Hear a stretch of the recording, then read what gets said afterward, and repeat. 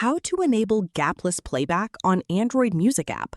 You can fix it by enabling gapless playback in your music app settings. First, open your music app settings. Most apps like Spotify or YouTube Music include this feature in playback options.